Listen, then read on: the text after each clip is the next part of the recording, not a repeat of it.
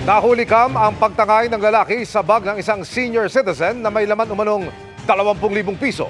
Pangnegosyo pa naman daw yan at pantustos sa may sakit na asawa. Nakatutok si Oscar Oida. Dahan-dahang inaakyat ng isang lalaki ang kwartong ito sa barangay 157 sa Tondo, Maynila. Pasado 2:00 madaling araw kahapon. Nang makapanhik, nakapamewang pa siyang lumapit sa isang sulok. Kinuha at kinalikot niya ang isang bag. Tila tumingin-tingin pa ito sa paligid. At saka bumaba.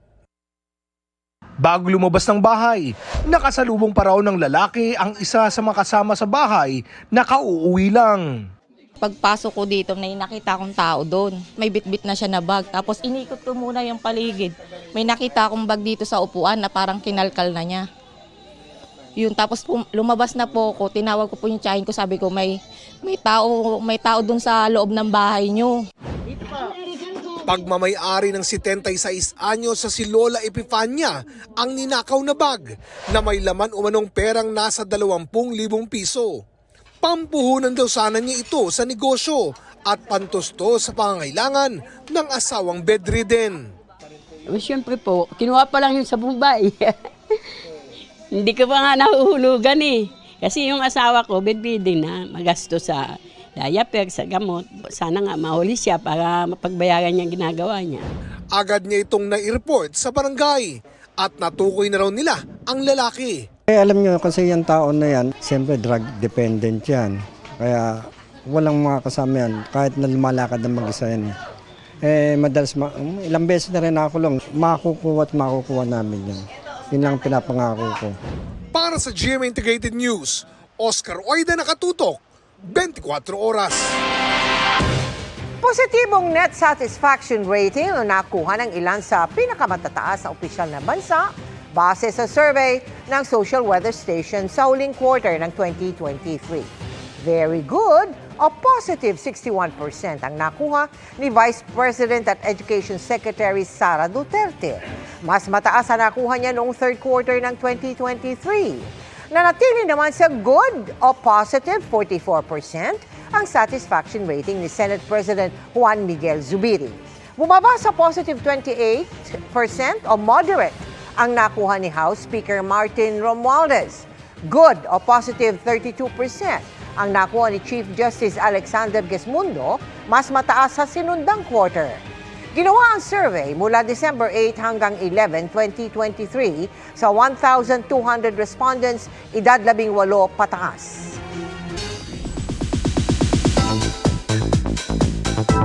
Happy Friday, chikahan mga kapuso!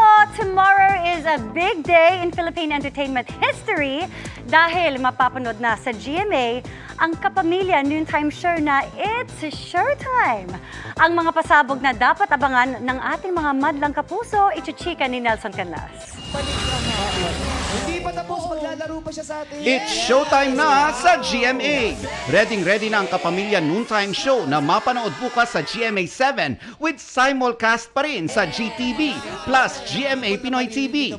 Ang hosts, hindi pa rin daw makapaniwala na mangyayari na ang historical shift na ito on Philippine TV. Ano siya, yung parehong determinasyon at magandang intensyon ng kapuso at kapamilya nagsama, kaya nakabuo sila ng magandang desisyon na gawin ito for the audience. Never in our wildest dreams or hindi namin inisip talaga na one day mangyayari to. So parang, talaga ba? Garantisado raw ang mga pasabog na production numbers, pati na ang mga pasabog na kapuso guests sa It's Showtime bukas. Kabilang na sina Jillian Ward, Gabby Garcia, Sanya Lopez, Mikey Quintos, Glyza De Castro, Chanti ng Lapilus, Mark Bautista, Christian Bautista at marami pang iba. Yung stage namin kung mapapanood nyo, parang wala talaga sa Showtime Studio. Riot naman ang unang pagsabak ng It's Showtime host bilang celebrity guest sa paboritong game show ng bayan na Family Feud. Maglalaban ang Team Vice at Team Ann na magpapagalingan sa pagsagot ng survey questions. Kamusta naman kaya ang kanilang Family Feud experience? Masaya kasi especially kami magkakalaban, talagang iba yung kulitan, and of course thankful dahil nakapaglaro kami dito ng Na-experience namin ito. Ang hirap pala. Pag nanonood ka ng TV, parang ang dali-dali. Ang dali lang. Ang hirap pala. It was a lot of fun. Sobra kami nag-enjoy. Sobra. Puro kakulitan, kaya dapat panoorin niyo. Hindi raw dapat palampasin ang espesyal na episode na ito ayon kay Family Feud host Dingdong Dantes. At dapat din daw abangan kung sino nga ba ang magwawagi sa dalawang teams. Una, may nahimatay, may nagalit, tapos may nagwala, tapos may sumaya. Ang daming mangyari. Roller coaster na mga emotion. So sobrang kaabang-abang talaga. Nelson Canlas updated sa Showbiz Happenings. At mga kapuso, makakasama natin live sa Chika Minute for the first time, ang Diyosa at It's Showtime host, Miss Ann Curtis. Welcome sa 24! Hi, Curtis! Hello, hello! Hello, Lovey! At hello po, magandang gabi po sa inyong lahat. Madlang kapuso! Amazing! Amazing that you're here! I know! Oh my God, I'm so Nakita happy! na tayo ulit! Nagkasama tayo muli. Actually, syempre, gusto malaman ng ating mga madlang kapuso. Syempre, the Diyosa, the one and only Ann Curtis. What is the secret? Anong meron sa pagiging blooming at fresh mo parate? Sa tingin ko, yung pagiging masayahin.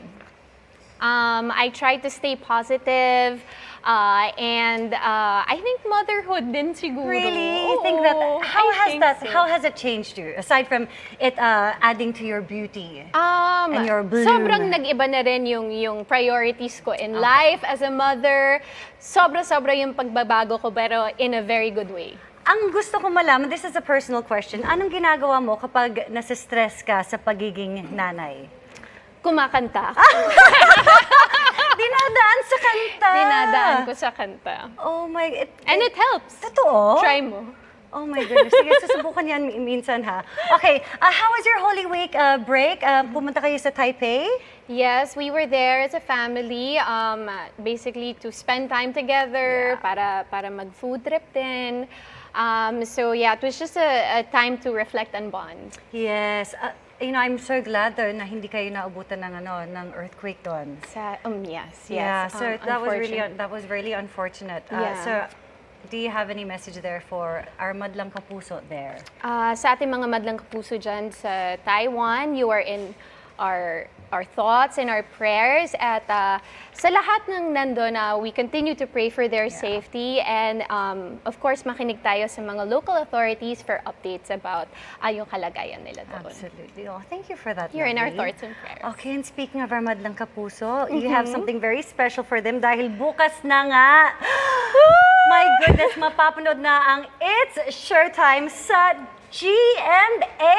When did we ever think that would happen? Never in my wildest dreams. Inakala ko na mangyayari ang pagkakataon na ito. At ito na nga, bukas na po, mangyayari na ang imposible, naging posible na po sa GMA 7. 11:30 a.m. bukas po. Isang malaking pasabog at ingranding pag-welcome sa amin dito sa GMA starting tomorrow. So sana po panoorin niyo po ang aming first episode ng It's Showtime sa GMA. Ano bang dapat naming abangan? I'm sure there's gonna be something bonggang-bongga tomorrow. Maraming dapat abangan. Konting spoiler. May kantahan, may kakulitan, Okay. may games. Makikita mo ang mga kapuso stars at kapamilya stars na magsasama-sama. Ooh, wow. Speaking of Kapuso stars, is there anyone here that you wish to work with in a show, in a movie? Whatever, Lovey. Come on. Mamaya na kita babayaran, ha?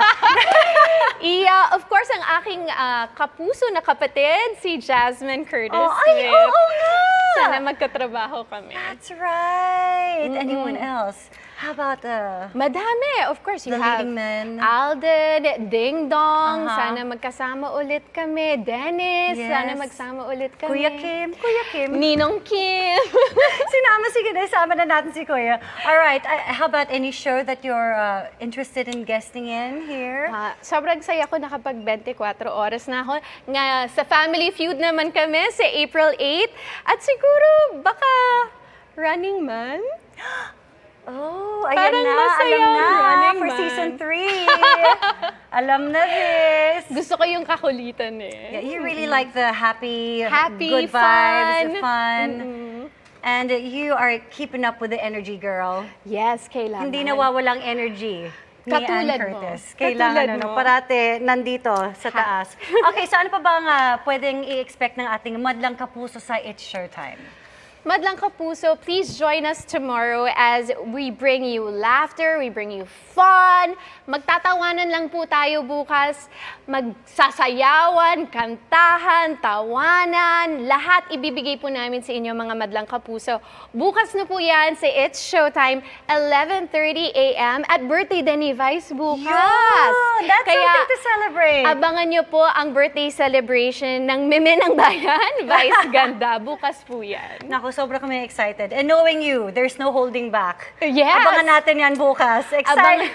Abangan niyo po ang aking golden voice tomorrow. That's right. Exciting times ahead, mga kapuso. Sabay-sabay natin abangan ang It's Showtime sa GMA. Ann Curtis, thank you so much for your time and for your presence. Maraming salamat po sa pag-welcome sa akin dito sa 24 Oras.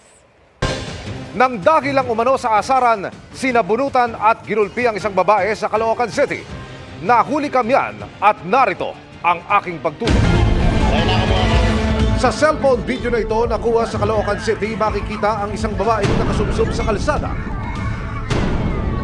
Sinasabunutan, inuuntog at ginugulpi ng isa pang babae. Patayin mo! Patayin mo yan! Patayin mo!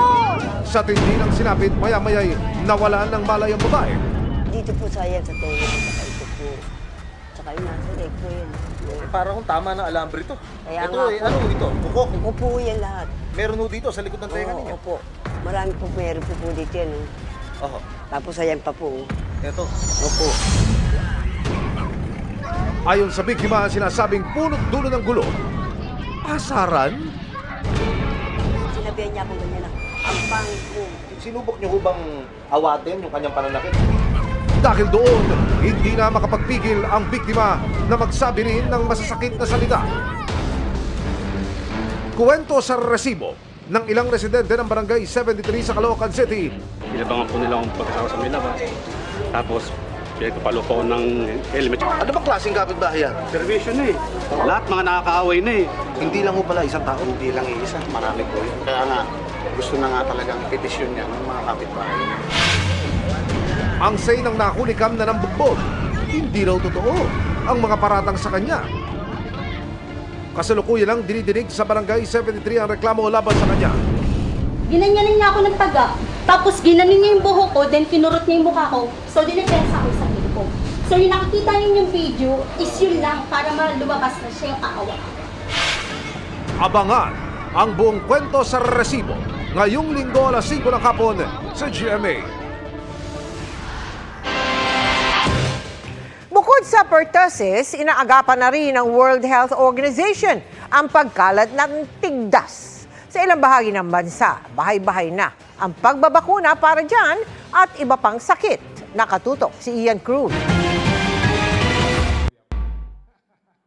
Puspusan kamakailan ang pagbabakuna kontra pertussis, kasabay ng pagdami ng mga kaso nito sa bansa. Pero may isa pang sakit na binabantayan ng World Health Organization, ang tigdas. Nakakahinayang ang tinatayang pagkalat nito sa Western Pacific, lalo 2 doses lang naman ng bakuna, protektado ng isang bata. We do expect the measles outbreaks to spread to our member state in the region, and I think this is very important. We've seen cases now in Vietnam, in Malaysia, Laos, PDR.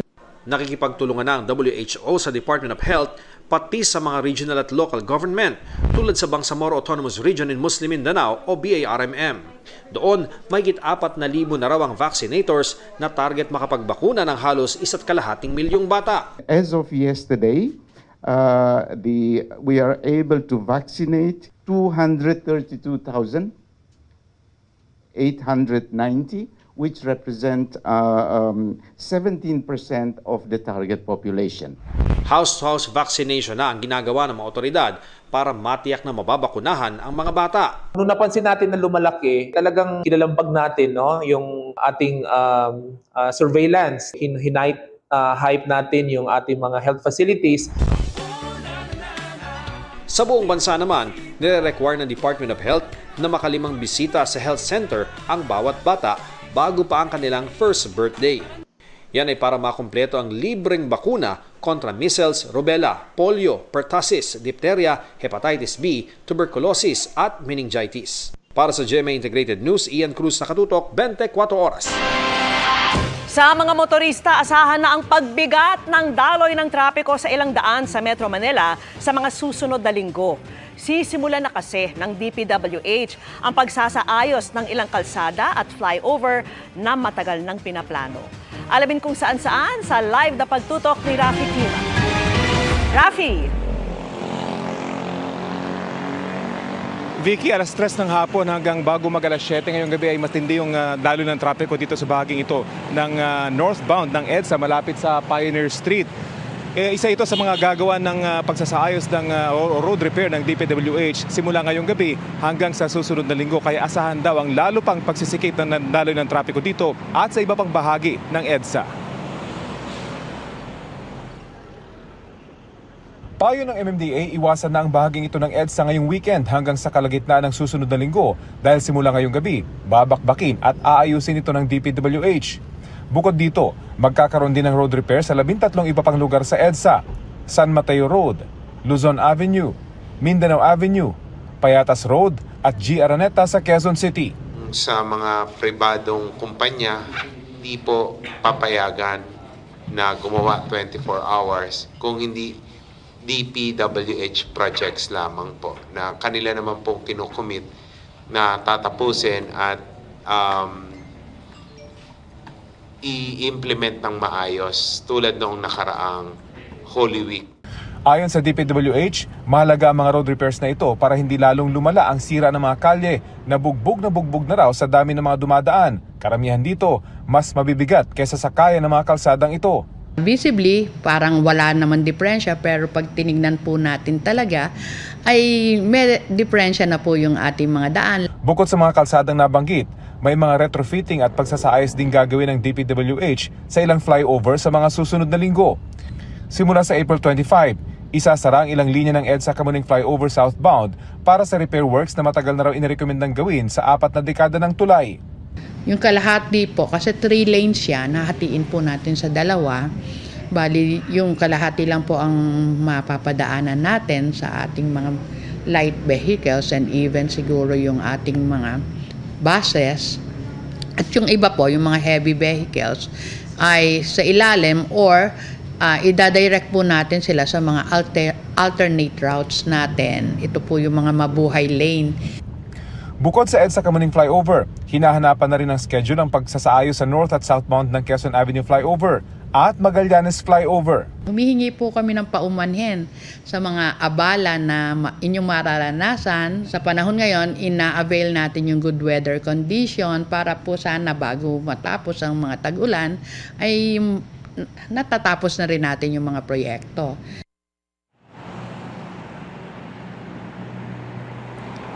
Ayon sa DPWH, magkakasabay-sabay yung mga road repair works at pati yung pagsasaayos sa mga flyover dahil nagkasabay-sabay ding inaprubahan yung mga pondong matagalan nilang hinihiling para rito. Kaya naman sa mga natatraffic ngayon, talaga namang tiisin daw yung kalbaryo sa mga susunod na buwan bago nyo matikman ang ginhawa. Kaya ngayon pa lang, maghanap na ng alternatibong daan. Yan pa rin ang latest mula dito sa EDSA. Vicky? Maraming salamat sa iyo, Rafi Tima. Literal na nagbabanat ng buto si World Gymnastics Champion Carlos Yulo sa pamamagitan ng mga pagsabak sa ilang pang international tournaments. Paghahanda yan para sa 2024 Paris Olympics. Tunghayan sa pagtutok ni JP Soriano. Mahigit 3 buwan bago ang 2024 Paris Olympics, sasabak muna ang World Gymnastics Champion at Filipino Olympian na si Carlos Yulo sa 2 World Gymnastics Tournament na parehong bahagi ng Artistics Gymnastics World Cup Series sa April 17 sa Qatar at sa Mayo naman sa Uzbekistan. Mahalaga raw para kay Yulo ang dalawang torneyong ito bago sumabak sa 2024 Paris Olympics. Gusto kong itry yung nerves ko and yung sarili ko sa competition. And gusto kong magkamali sa mga competition na to para alam ko po yung i-adjust ko sa Olympics po. Nitong Marso, sumabak na si Yulo sa FIG Apparatus World Cup Series sa Baku, Azerbaijan, kung saan nakakuha siya ng bronze medal sa men's floor exercise. Matapos ang kompetisyon, inaral daw nila ng kanyang coach ang kanyang performance at nakitang may mga bagay na kailangan siyang ayusin at palakasin pa. Ang dami ko pong mga realization, pagkukulang na nasilip or nakita po talaga. So, winner ko po yan. Sa darating na Olympics, ang target daw ni Yulo, makauwi ng medalya sa iba pang event. Ang goal ko din po kasi sa Olympics, maka-individual all around po. Which is yung 6 na aparatos. Hindi lang floor, hindi lang vault, hindi lang P-bar. Sa Japan, nag-training si Carlos sa loob ng maraming taon sa ilalim ng coaching ni Munehiro Kugimiya. Bagamat hindi na coach ni Carlos si Kugimiya ngayon, malaki at taus-puso ang pasasalamat niya rito. Siya po talaga yung nakakita ng potential ko. Sobrang thankful po ako sa taong yan, sa coach ko na yan. Sobrang talino sa pagdating sa gymnastics, sa sports. And na-provide niya po lahat ng mga needs nung nandun po ako sa Japan. Sa ngayon, masaya at malaki rin ang pasasalamat ni Yulo sa bagong coach na si Aldrin Castañeda at iba pang coach sa Team Yulo na makakasama niya sa Paris Olympics. Pangako rin niya sa mga kababayang Pilipino. Sure po ako na bibigay ko yung buong pagkatao ko sa darating po na Olympics po. At dahil minsan ko lang makakaharap ang isang Olympian at World Champion na gaya ni Carlos Yulo, nagtanong na ako kung paano ba ang mga ginagawa niyang stretching na kayang gawin ng mga hindi atleta at kahit anong edad. Yan, up lang po, ganyan. For the wrist, ano po? Yeah, sa wrist po. Okay. Ano naman ang purpose nito for Carlos? Sa wrist po and yung nerve po kasi sa kamay and go like this po para ma-stretch po yung mga muscles dito po and syempre yung joints po na i-stretch po siya. Sa aming pagtatapos, nag-iwan ng mensahe si Kaloy sa kanyang ate Heidelin, ang 2020 Tokyo Olympics gold medalist para sa weightlifting matapos hindi umabot ang score para mag-qualify sa Paris Olympics. Bawi ka po namin sa Olympics. Babawi po tayo. Para sa GMA Integrated News, JP Soriano, nakatutok 24 oras.